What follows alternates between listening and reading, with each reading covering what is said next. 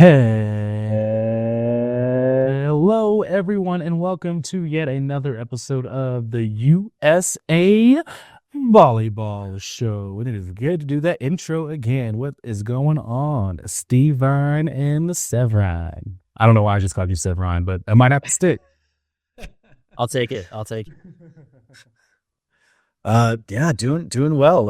Had a pretty good weekend. You know, this is not a basketball podcast, but just have to bring up Luka Doncic. I'm very, very sad as a Dallas Mavericks fan, and just still processing it all right now. But again, it's not a basketball podcast. We're not going to dive into that. But that was my whole weekend, was just mourning that. Oh my God. Seconding that it's not a basketball podcast, but all my old Laker coworkers are going crazy. And like I got like the ESPN update, and it's just like literally seconds after, everyone's like, "Oh my God, AD." And I'm like, "Well, you're getting Luka." So anyways, from the Laker perspective, are they mad that they're losing AD, or like what's the feel? What's the vibe? I think the emotions are very mixed. I mean, like a healthy AD is just ridiculous, and he's like that big you need. I mean, For sure. I don't know who's playing center for him other than LeBron now. I don't know. We'll talk about that later off the podcast, because it's not a basketball podcast. Unless Sever, do you got anything? What's your take? Inside job. NBA is rating. The Celtics are still going back to back. Yeah, put on the foil hat. Yeah.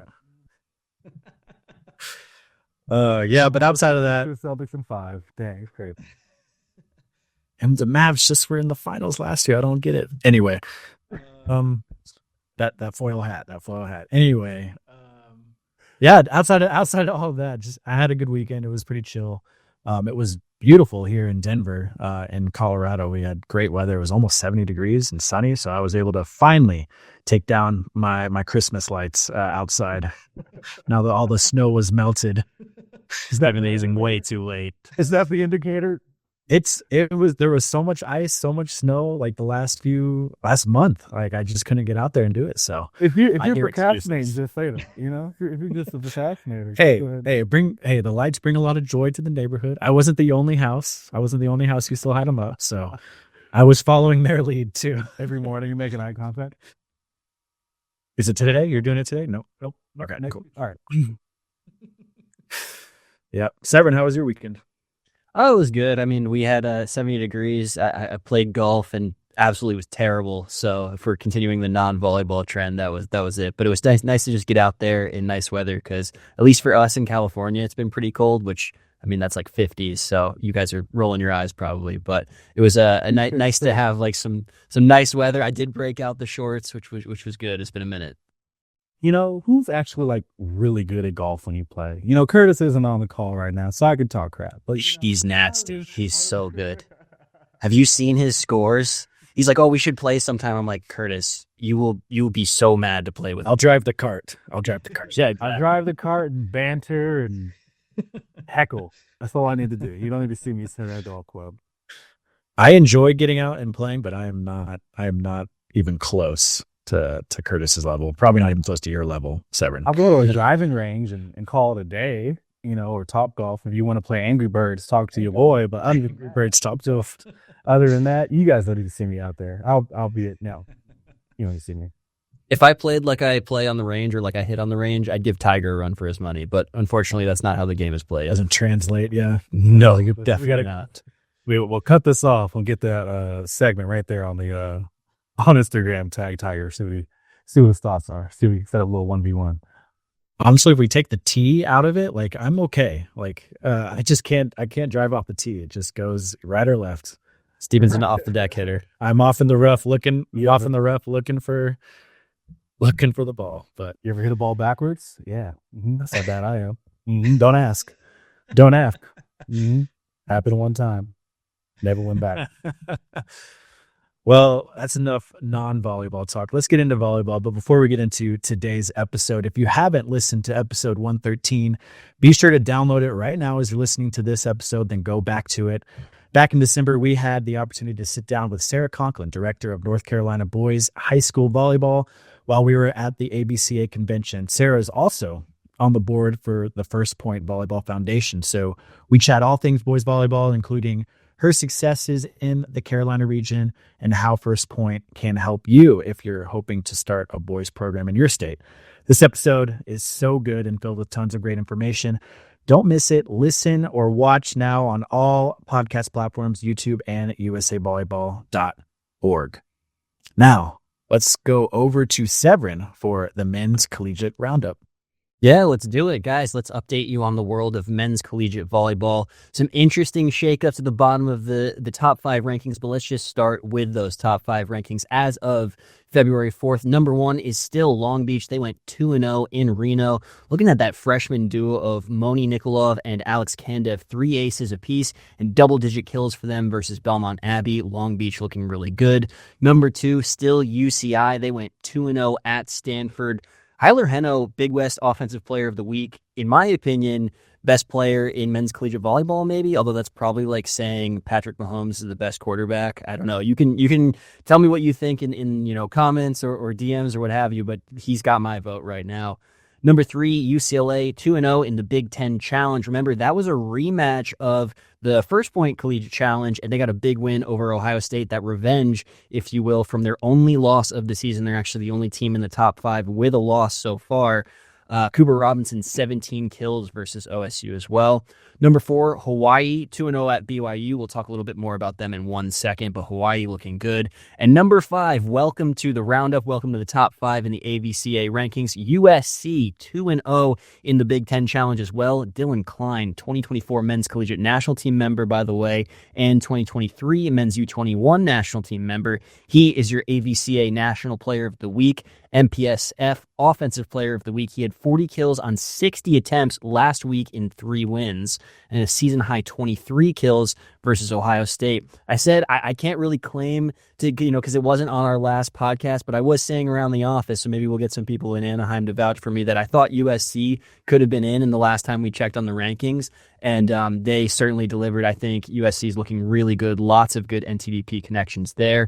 And we'll just talk a little bit about the storylines. Of course, USC bumped BYU for the number 5 position. BYU, a couple tough losses to Hawaii, and that's where we're going to next. Hawaii, 4-25 all time entering the weekend in Provo. Just think about that. If you haven't seen this, I want you to pause the podcast right now and go on Twitter, go on Instagram, and find Tread Rosenthal's kill. I don't even know how to describe this, guys. If you haven't seen it, he's running towards, the sideline, towards, I think it's the scorer's table, and just whips it back over his head for the kill. It's one of the coolest kills I've ever seen. We know Tread has the skills, but I've honestly, quite literally never seen that ever before. It's one of the most insane kills. I don't even know what you call that. Is it like a dump off? I have no idea. I'm not even going to try to explain it, but you must go see it. It was so cool. So Hawaii looking fantastic. That one I will claim credit for, because the last time we did one of these updates, I told you Hawaii looking pretty good, and I think they're going to be staying in those top 5 rankings for a little bit.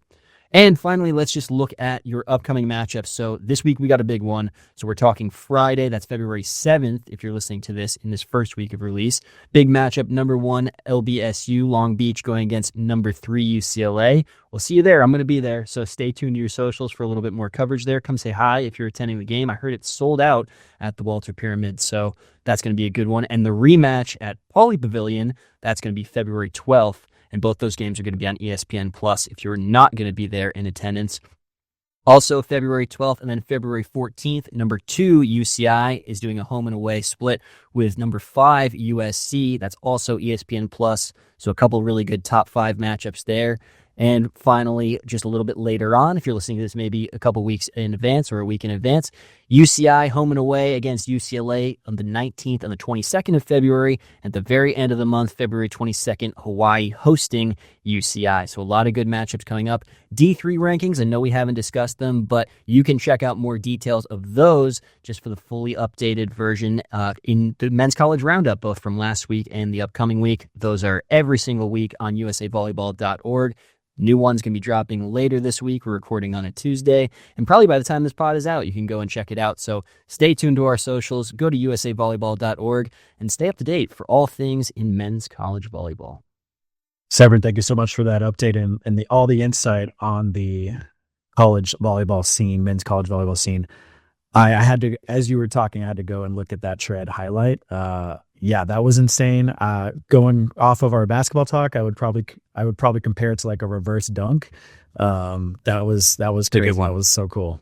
I need to look this up now that you guys are looking it up. Hold on. I'll send you the link. I'll send you. Drop the link in the chat. Put the link in the chat. Yeah, that was cool. But let's keep things moving. Here's pro news with Hughes. That is right. We are headed into week number 5 of both the League One Volleyball and the Pro Volleyball Federation. Be sure to check out USA Volleyball social media and our calendar at usavolleyball.org each week for scheduled posts and updates. There is a new number 1 in the Pro Volleyball Federation. The Vegas Thrill jumped up to the top spot, now sitting at a solid 6-2 since our last update. They've had a total of 4 matches, 1 loss and 1 win against the Atlanta Vibe, a win against the Orlando Valkyries, and then a thrilling, pun intended, 5-set reverse sweep against the former number 1 Indy Ignite. Man, what a match, what a match. But we're keeping things rolling because on the League One side of things, a big shakeup in the standings from the last episode. LOVB Atlanta jumped from 3rd to 1st after a 5-set win against LOVB Madison in week 3. And then in week 4, they swept Salt Lake City to go 3-0 and beat Omaha in a total of 3 total sets to their 1. Salt Lake and friends of the pod, Haley Washington and Jordan Poulter, also jumped from number 6 up to that 4th place spot since our last update there.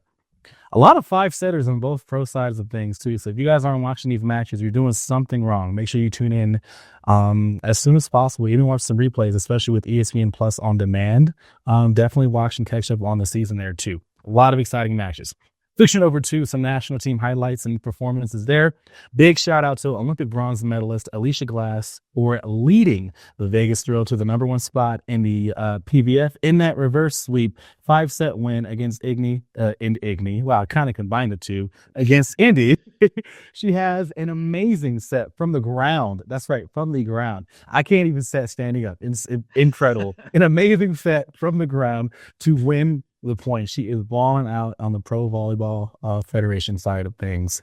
2-time Olympic medalist Aaron Russell is off to a hot start overseas in Poland, earning 3 top performances in 5 matches for 2025, leading his squad to a 4-1 record, putting them in the 2nd place spot in the Plus Liga. That wraps it up for the pro news with Hughes. Now to roll things back over to Steven for today's episode updates.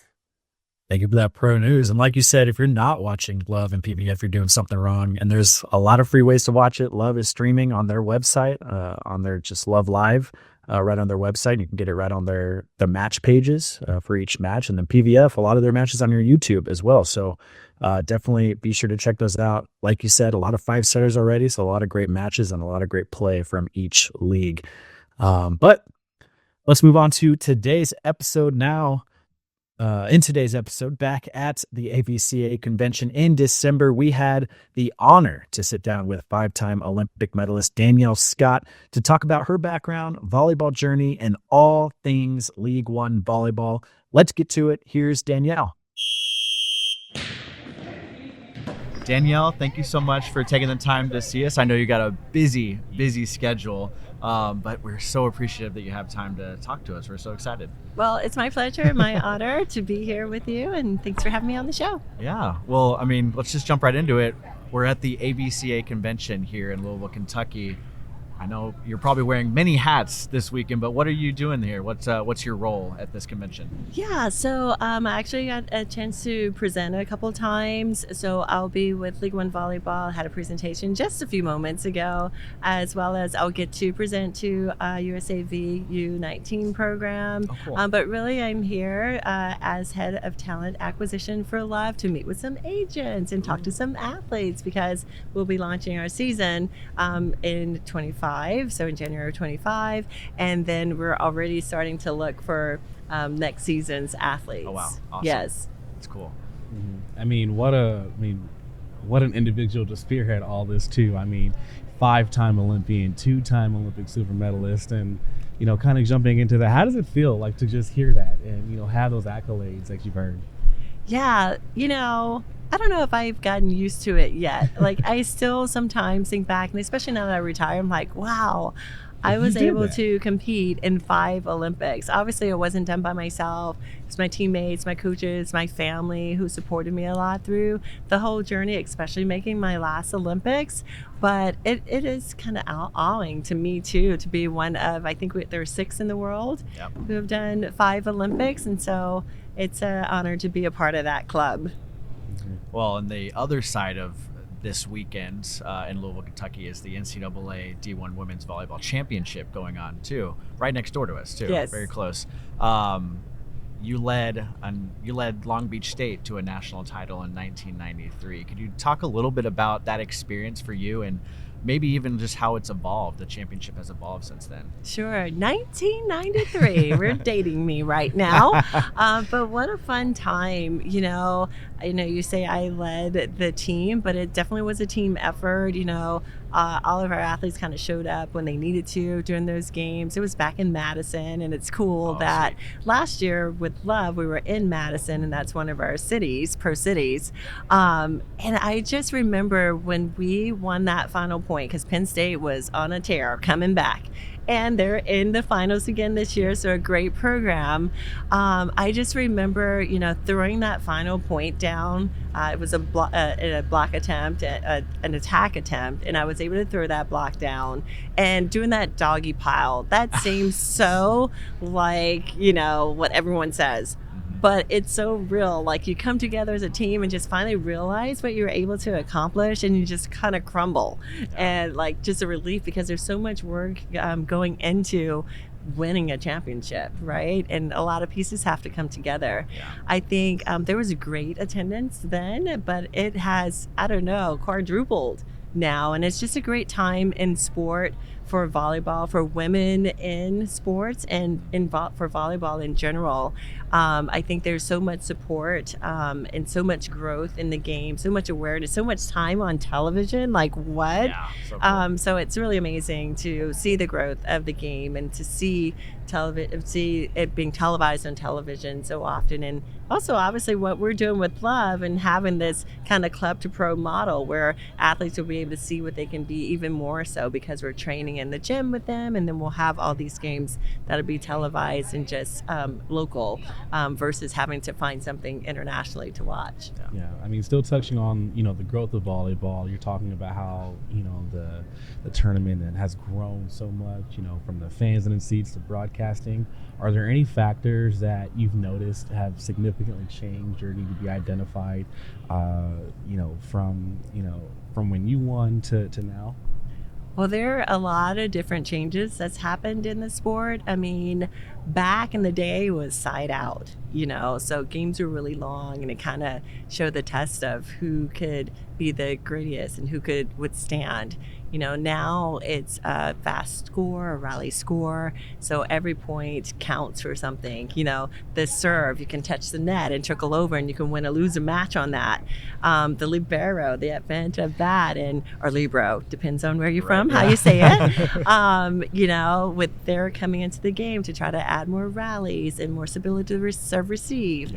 I mean, so many little changes that's happened, but I think the level of play has increased just from a younger age. I mean, I look at these club athletes now, like, they're ready to go to college and play. And the college athletes, they're ready for pro to step out there and contribute, not just be on a team. Right. So it's just evolved from just the competitiveness at a young age and the skill level, the agility of athletes. Once upon a time, a 6'2", 6'4" person was, long and lanky and didn't have like really control of their bodies. But now they're agile and strong, and it's really nice to see how the sport has evolved in so many different facets. Yeah. Well, and you've touched on League One, and I'm excited to talk more about that too, and I'm sure you are as well. But you mentioned the grassroots to pro model that you guys have. I think it's important to know where our athletes kind of started. Where or how were you introduced to volleyball? Yeah, so I was introduced to volleyball when PE was an everyday occurrence. So in PE, there was a small section of volleyball, like a couple weeks where you were introduced to it. And then in sixth grade, I actually was the water girl of the team because sixth graders could not participate. And I just wanted to be around the sport. Wow. And the coach would allow me to go into some of the practices. You'll throw me into some some of the drills. And so that's how I got started. And then I wasn't introduced to club until my sophomore year in high school. And then the kind of rest is history. Started playing. I actually played for 3 different clubs, was recruited, nationwide. And Brian Gimelero ended up recruiting me to go to Long Beach and got an opportunity to join the national team right after we won the championship and played for a very long time. Yeah. When did you realize? So I know, you talked about playing different clubs, always wanting to be around it when you were in sixth grade, growing that from there. But when did you really get, hooked to the game and realize like I can really take this to the next level or next levels? Yeah, so I was a multi-sport athlete, which it's really hard for athletes today to do that because it's such a year-round sport, but I do encourage it. My daughter does track. She did basketball and soccer until 7th and 8th grade. But I think I fell in love with it or just realized the potential of what I could do from the time I started playing club and just the feedback and reactions that I received. But that I would be an Olympian or could play at that level, I think it was a borrowed idea initially. I had a reporter ask me as I was graduating and getting ready to go to Long Beach, it's like, well, do you think you'll play in the 92 Olympics? And then that light bulb went off. It's like, ooh, could I play in it? Because I was short-term goal. Like, okay, I can earn I learned that I could earn a scholarship playing volleyball. So I was like, okay, that's my next goal. I want to earn a scholarship, play volleyball. And then when that was said, I was like, although I'd watched the Olympics in '84 and things like that and seen USA be successful, it wasn't until she said that, and I was like, oh, that could be a thing, and so Brian Gimelero in his recruitment as well was like, if you really want to take your game to the next level, you got to come here.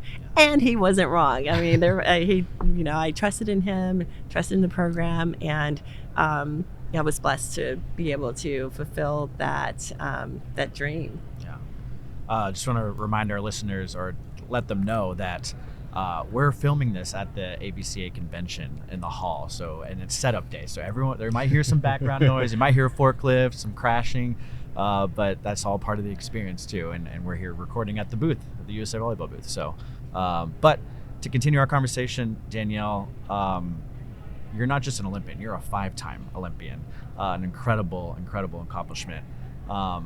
I guess thinking back, and I'm sure you have over the years, but thinking back, do you have an overall favorite Olympic experience? Wow, that's so tough because I had such a long career. I think I can share some of my favorite experiences. You hear a lot about the tunnel, so that's great. But even the gathering before that, oftentimes it's a long wait, but those are the moments where you get to hang out with the other Olympians from all over, like not only with the U.S. delegation, but all over the world. Eating in the mess hall was always fun because that's where we did a lot of the pen exchanges. And so that was always fun. And I really tried to take advantage of every Olympics, go to the flag ceremony, like really experience it. But I think if I go back to my first Olympics, which was in '96 in Atlanta, we had in our village like this entertainment area. And so I was able to meet a lot of famous entertainers. So Tracy Chapman, LL Cool J, Funkadelics, cool, yeah. I mean, so many famous people, and it was interesting because naturally I'm kind of an introvert, but I know how to seize moments. And so I was able to get us backstage and get autographs and take pictures. I think that all the times that we were invited to go to the White House to meet presidents, those are fun moments and like kind of once in a lifetime moment that you get to be invited to the White House. Right. But also just over the years, just the camaraderie between the teammates and competing and overcoming so many different things. Those are all very fun memories. Like we were able to get back together in Paris at the Paris Games. Oh, fun. A lot of the alumni, or rather Olympians, were able to go back there. So it was really fun connecting with them That's amazing. and actually seeing the games for the first time as a spectator in person. Ah, wow. So that was a lot of fun to bring my daughter to that and then reconnect with a lot of the Olympians who went back to support our teams. Yeah. Well, do you have any? We heard you may have a funny Olympic story that you may want to share. Ooh, funny Olympic story. Well, I don't remember exactly where we were, and I'm sure there are more. I bet if Stacy Sakura, you got to have her on. She's the Yes. funniest. Yeah. But I remember it's involving elevators. The couple that come to mind. One was we were. Toshi was the coach in 2004, and he was entering the elevator. You know how usually when you enter the elevator, there's a sensor and it opens back up. Well, for Toshi, for some reason, this elevator kind of ping-ponged him in the middle, back and forth, back and forth. And we had to grab him and pull him through. Now, he wasn't injured or anything, but just imagine your head coach stuck in the elevator, kind of bobbing back and forth.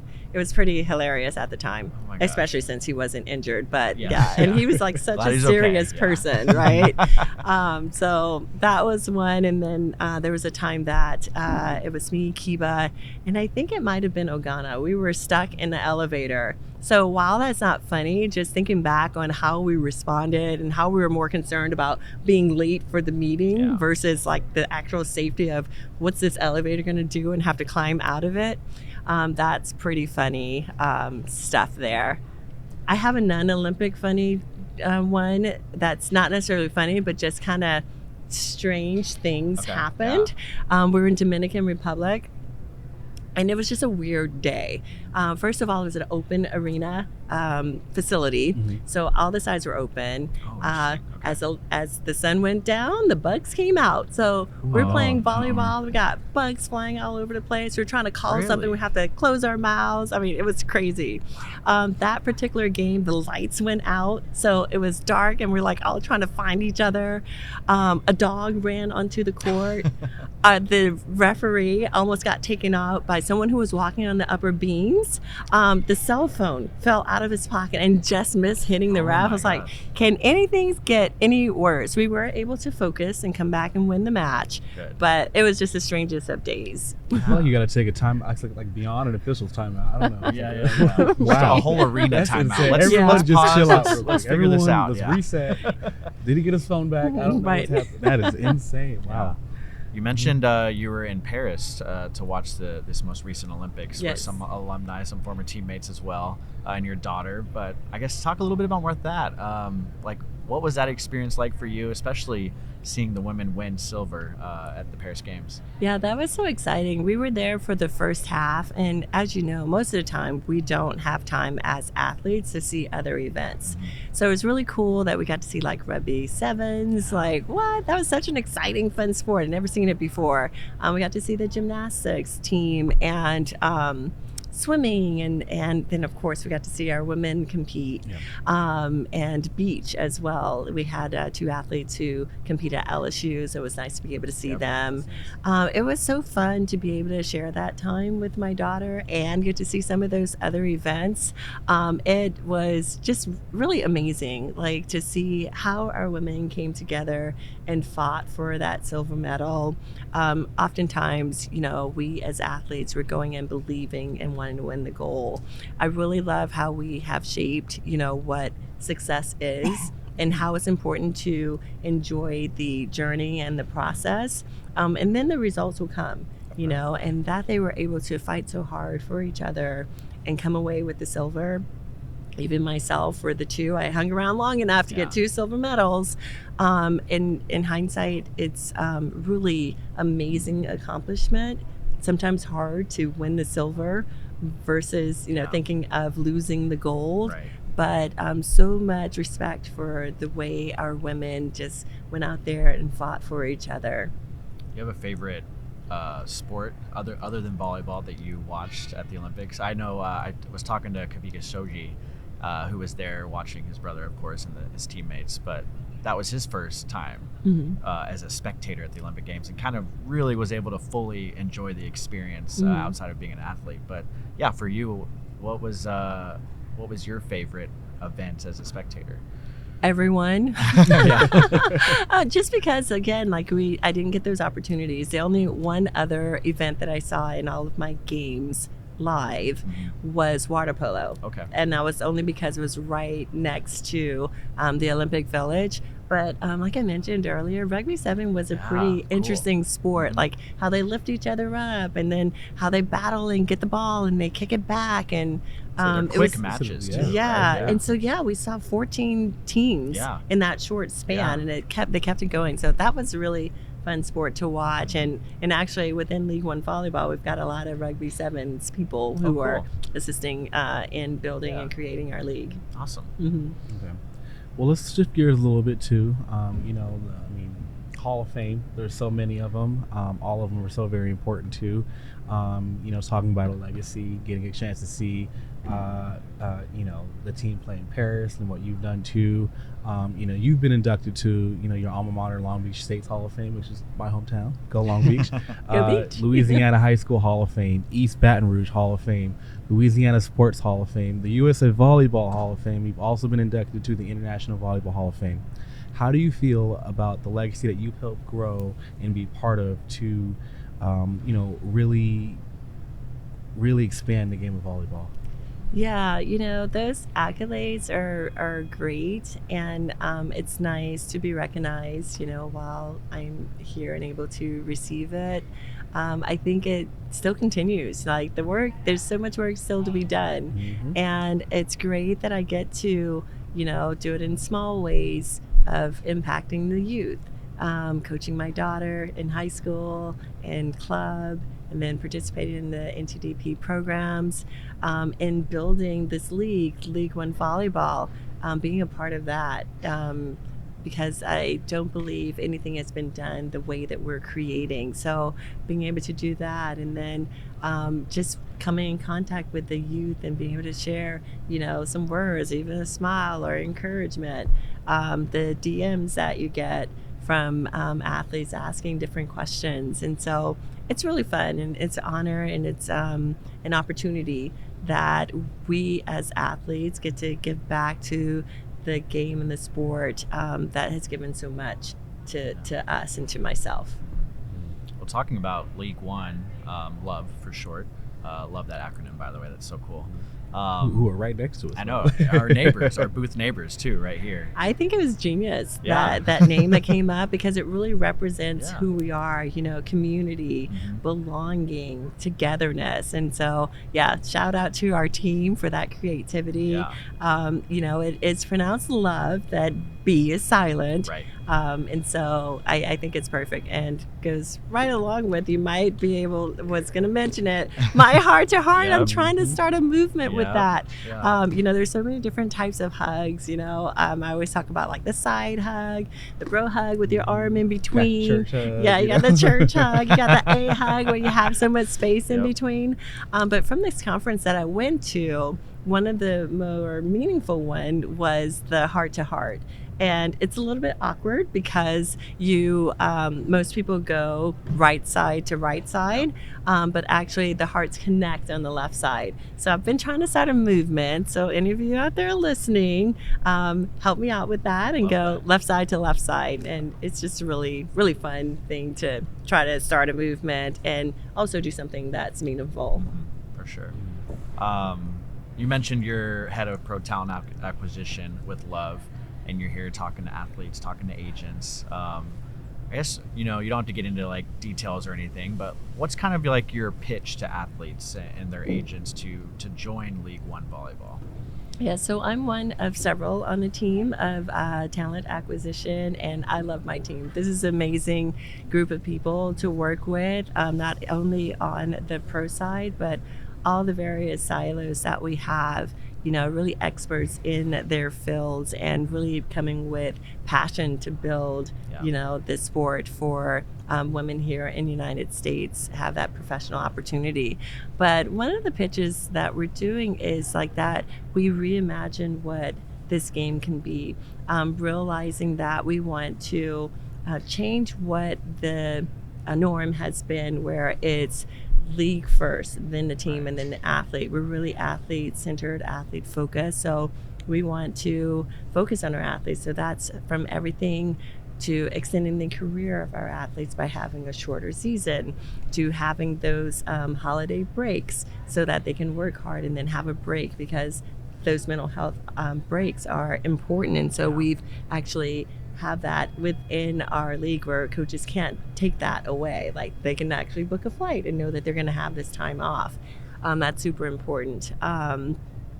Playing in America is always attractive, but really just the being athlete center, wanting to help them grow their brands, because they're more than just an athlete. So we want to support them in all the ways that we can in terms of providing resources, with all the NIL deals and things that are out there now.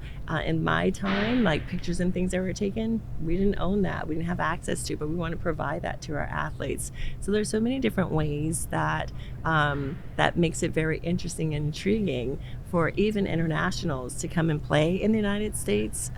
We are about a third of international athletes, but all of that is attractive because it's unheard of. We are reimagining what it looks like to have benefits, so all the details and intricacies of that is what's intriguing to women, that you don't have to choose, like you can do both. So how do you see, this is just like a wonderful time, after the Paris quad, moving into, yes, it's League One's inaugural season too, but there's also a couple other pro leagues that have also been established there too. You got League One Volleyball with Love, Pro Volleyball Federation, Athletes Limited. How do you see, the three of you, the three leagues moving and operating to progress the game of volleyball forward in the United States? Yeah, with so much attraction and leagues that have been developed and even talks of other leagues, it just shows that it's a great time for volleyball. And what I love about America, there is a space for everyone. Each entity will try to separate themselves in one way or the other, but there is space for all of the leagues, and so we want what's best for the athletes. And so there's different opportunities, and I think there's more opportunities in having these leagues here, and then athletes have a choice. For our listeners who don't know, what cities is League One in, and then why should they go and watch the League One matches? Yeah, the cities that we are in, there are two in Texas, so Austin and Houston, and then we have Salt Lake, Madison, Omaha, and Atlanta. Why should they go watch? These women are phenomenal. We were able to attract 10 of the 13 Olympians. We've got some great stats with 75% of our domestic athletes have played on national teams. 90% of our internationals have played on their national teams. And then we've got champions, 1 in 4 have won championships. So it's going to be a high level of play.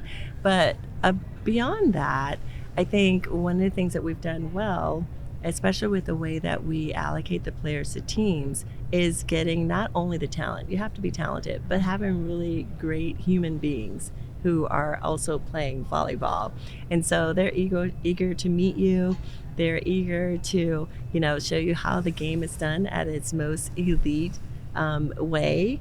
and it's going to be fun. We've got a team that is specifically there for the in-game arena experience. Cool. And so it's going to be fun. It's going to be entertaining. Of course, the product is going to be amazing because these women are amazing. But then there's going to be lots of fun, interactive things that's happening in arena too, before and after, and some opportunities that are unique to those who get season tickets. There are unique opportunities for that.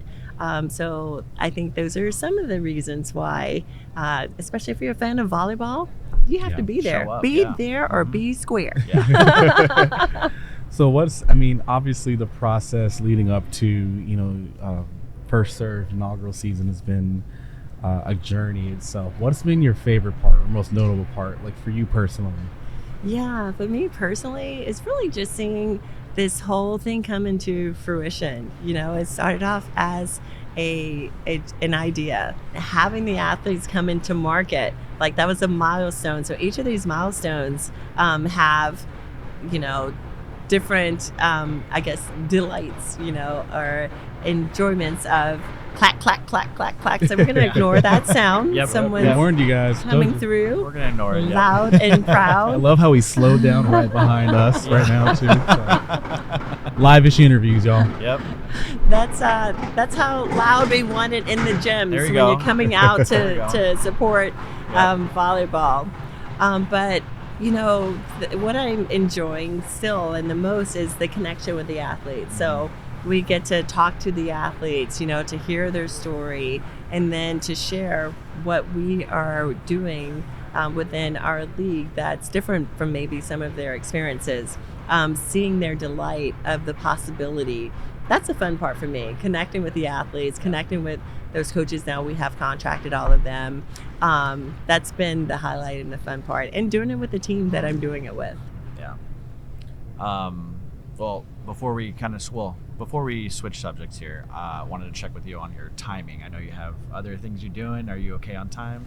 Yep. Cool. Perfect. Wanted to get into your coaching career as well. You've done a lot with our national team development program too. What made you want to get into coaching? Well, when I retired back in 2014, I was invited to my first high performance opportunity. But during that time, I took time to be a mom. I took time to take care of my mom. And I knew I wanted to stay involved with the sport. I always have said that if you cut me, I bleed red, white, and blue. Yeah. So being able to have that first opportunities to start with High Performance Now National Training Development Program, I was thrilled to be able to do that. I think it is an opportunity just to be able to give back to the game. And then I waited patiently for my daughter to say that she wanted to play on a team. I just kind of gave her little touch points with different camps and clinics. Yes. Planting seeds here. Yeah. Planting seeds. And then when she said she wanted to play on a team, I was like, oh, okay. My heart went pitter patter, and it's like, let's make it happen. Yeah. So being able to coach her and have influence on her and the athletes that are on the teams, I think is it's super important, and it's fun. We get to be able to break things back down to, the younger level, and then challenge them in different ways. So it's a lot of fun. Yeah. So being the mother that you are, and also the coach that you are, what's it like, being able to coach your daughter? Oh, cool. Yeah, we check in before every season to make sure it's working for her. And right now it is. We have a great relationship.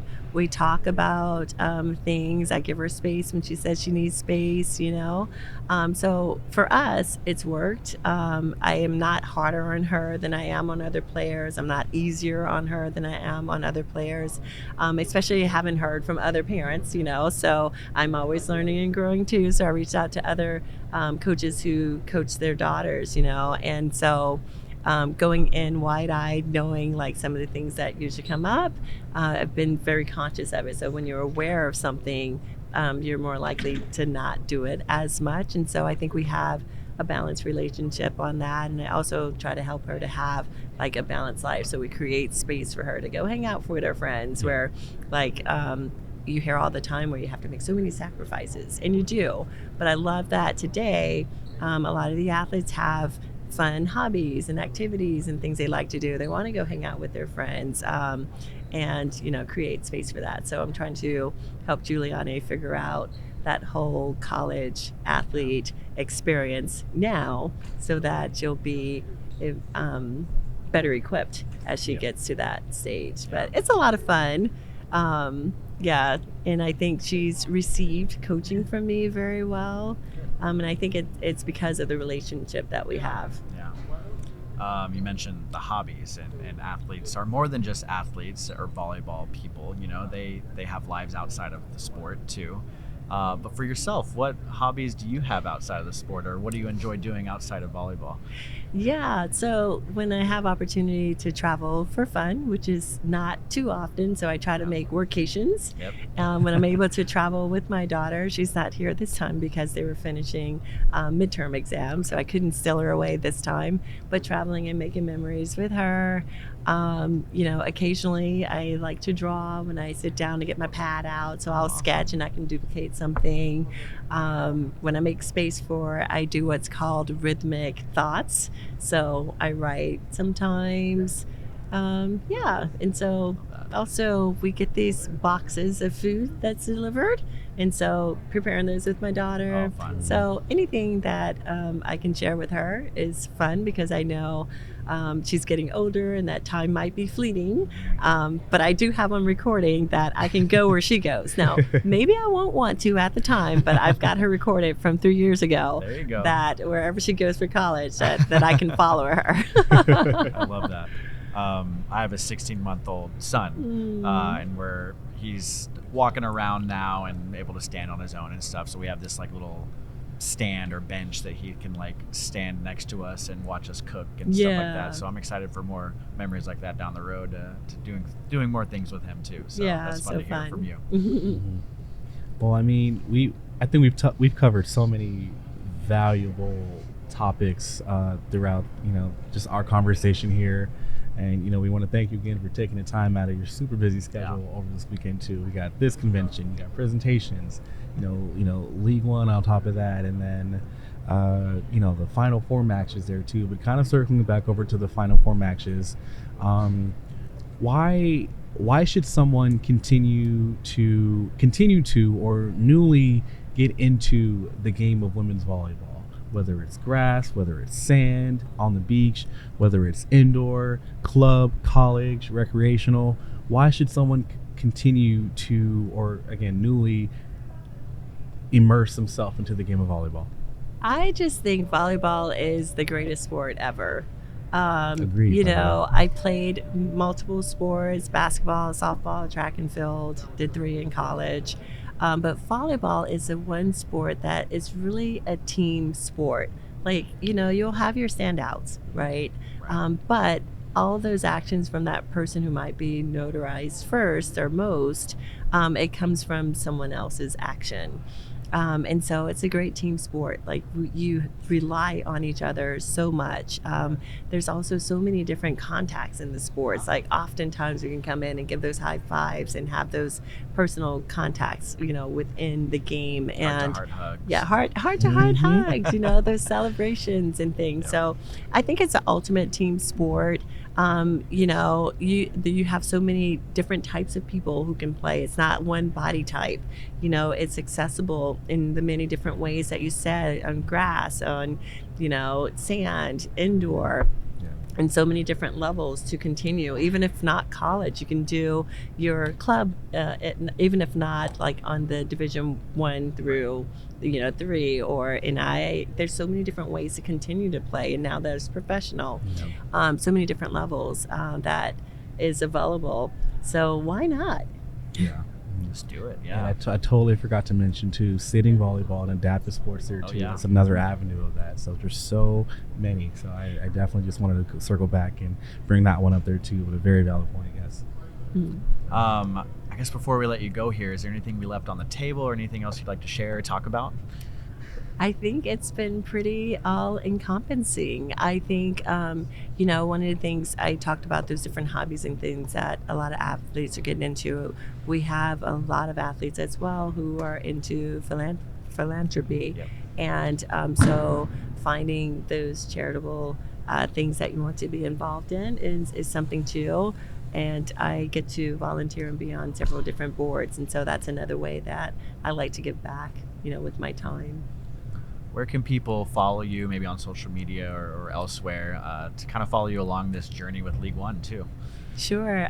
So I am not super active on the social media, but I'm trying to do better. I'm making an effort to do better. Don't want to say try, because that's limiting in itself. Coming up on a new year. 2025, yes. So I am on Instagram. I have 3 different handles for the social medias because I didn't create them myself. That's how much I was engaged in it. But I have Instagram, I have Twitter, I have Facebook. I don't know if I have TikTok. I might be using my daughter's account. I love that. But there are several different ways, and it's either with at Danielle02 Scott or at dscott25 is Twitter. So, but yeah, I'm out there, so I can be found, and I appreciate you having me on course, the program, and I love everything that's happening with USA Volleyball and its partnership with Love. I think it's a great opportunity to continue to grow the game because USA Volleyball is doing so many amazing things to grow the sport, and so that we can partner and collaborate on things. There's nothing that can hold back the growth of this game. Yeah. Well, this has been an awesome conversation. Thank you so much for taking the time, and hope you enjoy the rest of the convention and the NCAA championship. Thank you. I appreciate it. Thank you. Again, such an honor to get to talk to Danielle, and always just a joy to talk to Danielle too. She's got such great energy. Love our conversations every time I get to talk to her. And she brought up again the heart-to-heart connection, which is just so perfect for this episode. About a week away from Valentine's Day, but the heart-to-heart movement that she's trying to lead here, and I'm going to do my best to help lead that as well. Because if you don't know, and if you didn't see the video episode, she kind of approaches the hug from the opposite, the natural direction, so that each person's heart touches each other, which I think is just so cool. And then, of course, we're talking about love. So again, another Valentine's Day connection there. But this Valentine's Day, just go out and spread the heart-to-heart movement. I think that's what the message is for this episode. But again, such a great conversation with Danielle. Love is in such a great place. League One Volleyball is such a great place with so many great leaders in volleyball and outside of volleyball too, in that organization. But Danielle being one of them, such a great person for those, prospective athletes to be talking to if they're looking to join the league or interested in joining the league. She's talking to, international stars overseas. She's talking to domestic stars, both college and professional, and just such a great ambassador for the sport and an ambassador for League One that Danielle is. I don't even know where to chime in and agree on. I think you hit every nail well over the head on that one too. And and maybe just, touching base on that. Every time you see Danielle, she's just in such a bright and, positive mood. I've never seen her, just in a, out in one of my moods. I'll bring it up. One of these little straight face, not a morning person mood. she is just such a warm, welcoming person, very knowledgeable. Like you mentioned, Stephen, love is definitely in excellent hands there too. So like Stephen said, thank you so much for taking the time to not only see us the game, but jump on our podcast and just talk about some wonderful things. Yep. And yeah, thank you. And looking forward to seeing you, Danielle, again down the road. I'm sure we'll see you very soon. But, and we're also very much looking forward to just the rest of the League One's inaugural season too, and cheering you on and cheering all the teams on as well. But yeah, let's keep things moving now. Oh, keep going. Go ahead. I was just going to get things rolling, like you mentioned too. You talked to Johnson, men's college volleyball. We're in pro season talk about, but we're also in junior qualifier season. And man, we got a lot of upcoming events for you.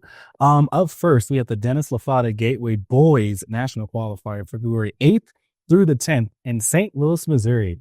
I had personally never gone to this one. My boys went last year. I unfortunately was not able to go, but this is a very, very, very well talked about boys qualifier. So if you guys are entering the tournament or if you're looking for a late entry possible, please go ahead and do it because you will not regret it there. Up next, we have the boys Atlantic Northeastern qualifier, February 15th through the 17th in Manheim, Pennsylvania. Up next after that, go Celtics, Boston. The Boston Volleyball Festival Girls 18's national qualifier is February 21st through the 23rd in Boston, Massachusetts. Up next after that, we have the Southeast Girls 18's national qualifier, February 21st through the 23rd in the ATL, Atlanta, Georgia. And last, but certainly not least of this portion of upcoming events in the qualifier season, this is going to be a lot, but we have the Sunshine Classic Girls National Qualifier Weekend 1, February 22nd through the 24th in Orlando, Florida. I cannot believe we are already announcing Sunshine is happening.